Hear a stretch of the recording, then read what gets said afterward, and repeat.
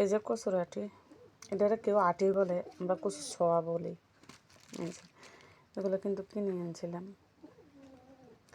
একবারে কিনে এনে আস্তে আস্তে খাই। দেশে যে লতি। আর এখানে একটা কচু এনেছিলাম, কচুর এই অর্ধেকটা কাটছে, কাটিয়ে এনে আমি কচুর শাক বানাবো, তাহলে কাটিয়ে নিয়েছি। এখন এই কচুর শাক বানাই খামো, এটা আরও 2 দিন বানাই খামো। এখানে অর্ধেক অর্ধেক করে কাটি, তার এই লতি আর একদিন খামো, এগুলো 2 দিন বানাই খামো।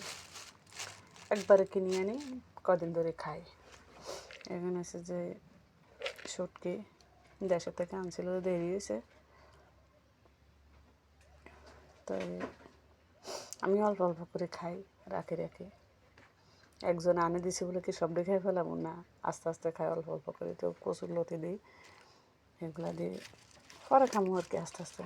তো এখন বানাবো শুটকি দিই, আর ওই যে এটার মাথা একটু কাটছি, কাটিয়ে এখন কচুর শাক বানাবো।